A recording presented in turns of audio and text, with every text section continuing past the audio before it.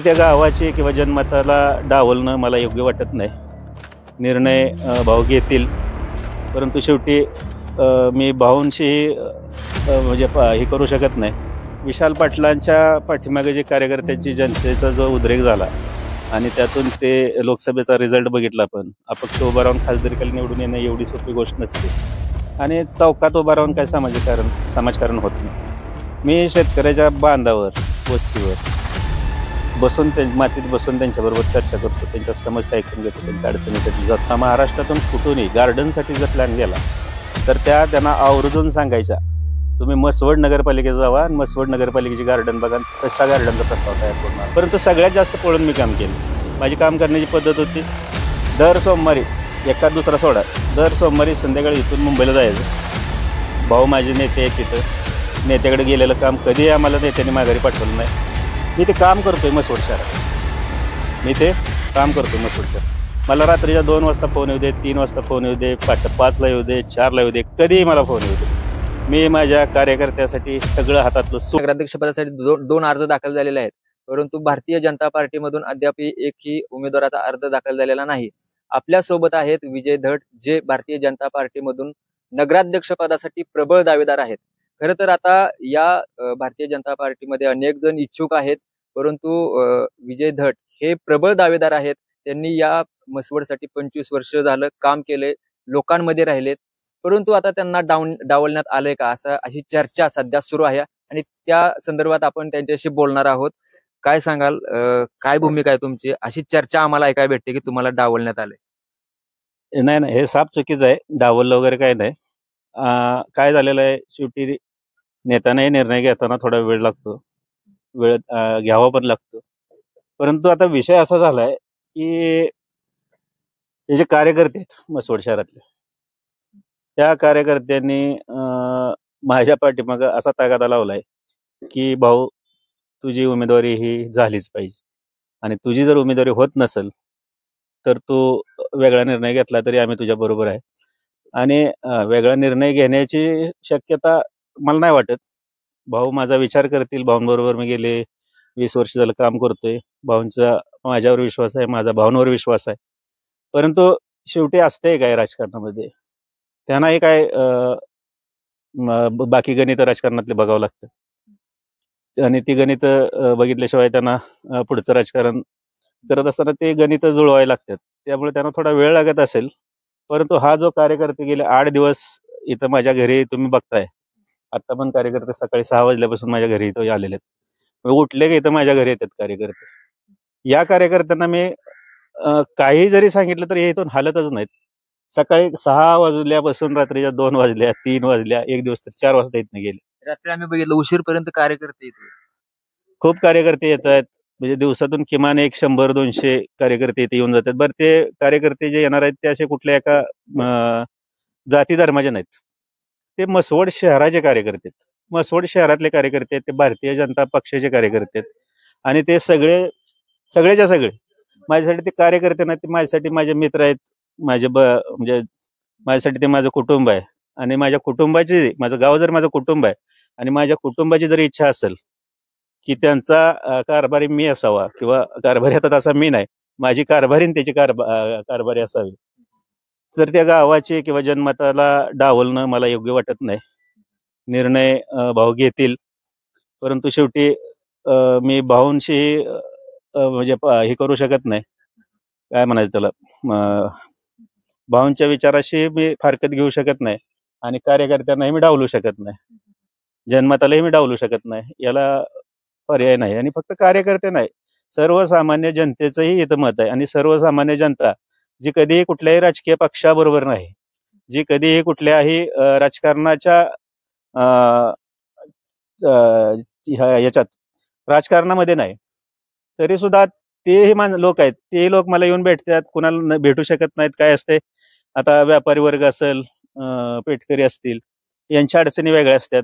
ते असे राजकारणात ओपनली सहजासहजी येत नाहीत.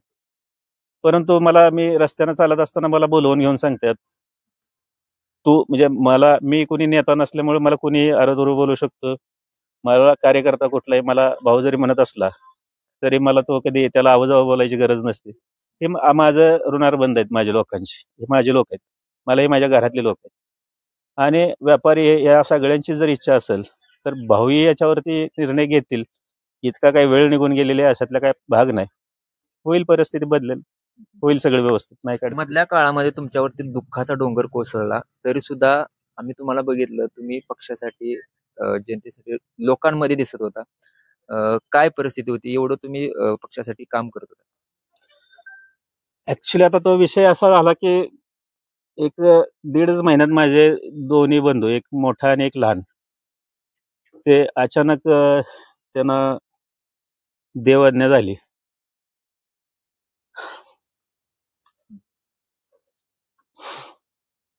पाणी तुम्ही बघू शकता ते भाऊक झालेत. खरं तर गेले 25 वर्ष ते म्हसवड शहरासाठी काम करतायत. इथल्या जनतेच्या, इथल्या लोकांच्या, शेतकऱ्यांच्या अडचणी, समस्या त्यांनी तळागाळात जाऊन बघितल्यात. त्यांच्या अडचणी त्यांना माहीत आहेत. आणि आता असा कार्यकर्त्यांमध्ये संभ्रम आहे.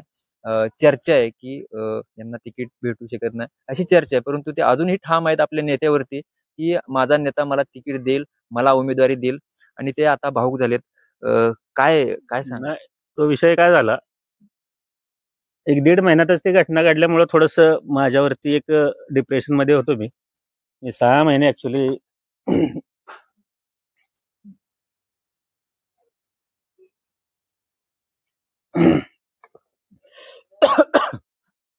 गावातच गेलो नाही.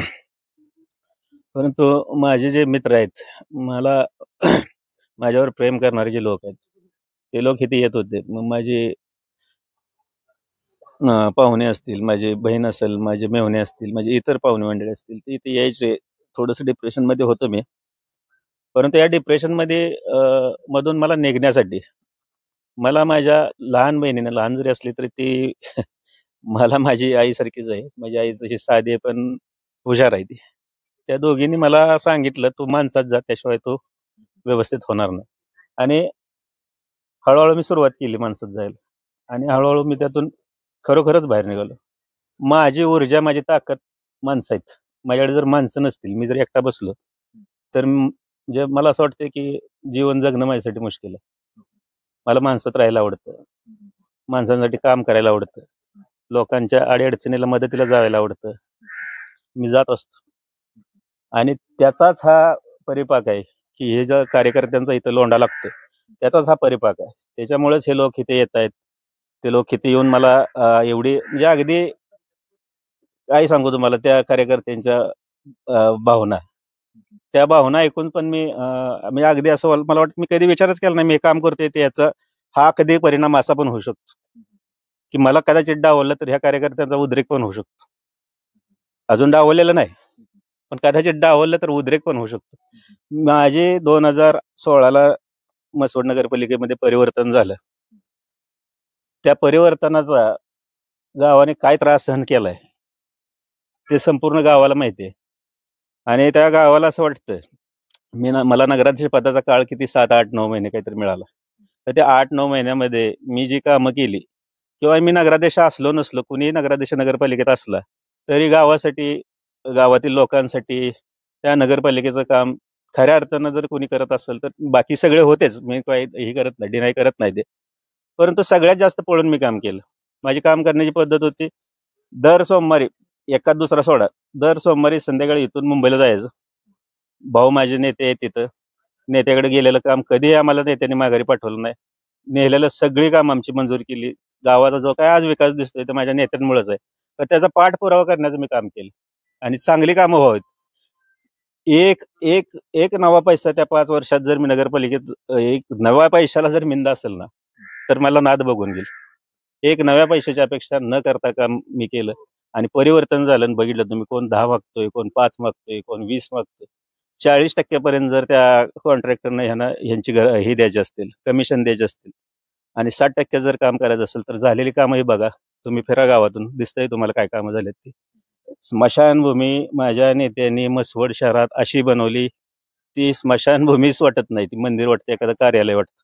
तर आम्ही बघितलं एक दिवस तिथं मुलं अभ्यास करत होते. खरं तर कौतुक करण्यासारखी स्मशानभूमी झाली, कारण तिथं विद्यार्थी अभ्यास करत होते संध्याकाळी.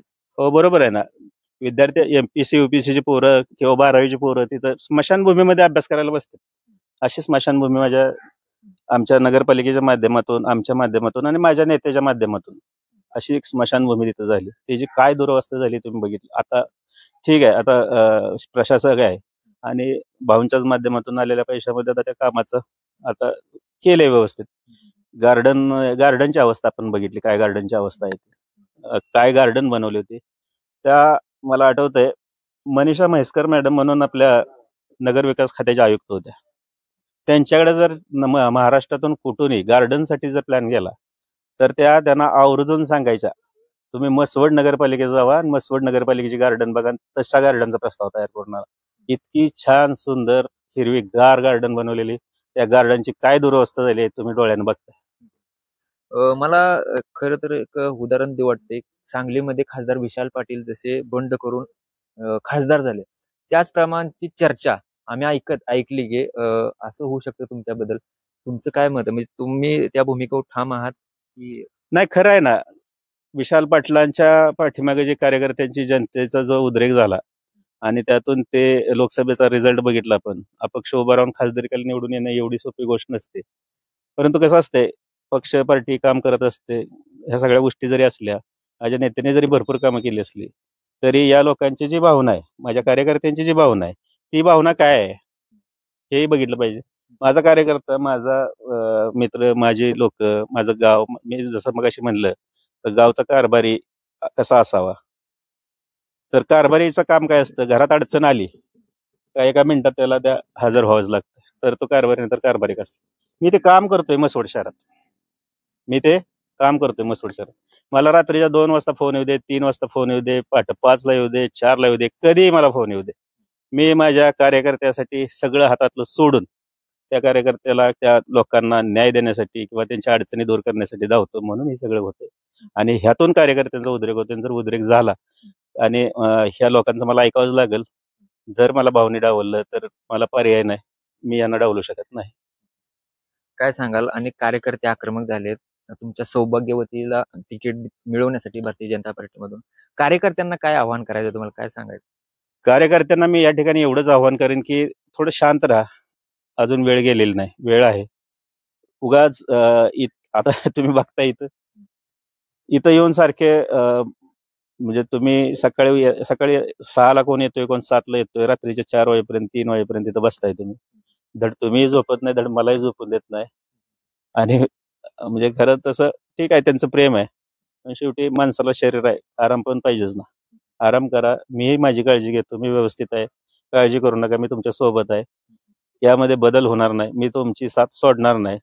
तुम्ही जर म्हणताय तेच होईल. खरं तर या मसवड शहर म्हणजे या नगरपालिकेत फक्त मसवड शहरच नाही, तर आजूबाजूला 12 वाड्या आहेत, 12 वस्त्या आहेत, ह्या मसवड नगरपालिकेमध्ये येत आहेत. आणि या ठिकाणी तुमचा संपर्क दांडगा दिसून येतोय. या भागातली सध्याची परिस्थिती काय आहे? या भागातल्या कार्यकर्त्यांचं म्हणणं काय आहे? काय मी कार्यकर्ता चौकात उभा राहून राजकारण करणारा कार्यकर्ता नाही.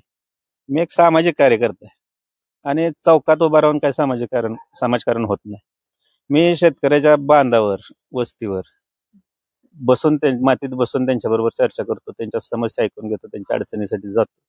या 12 खेडा 12 वाड्यामध्ये माझा चांगला दांडगा संपर्क आहे. तुम्ही म्हणताय ते खरं आहे.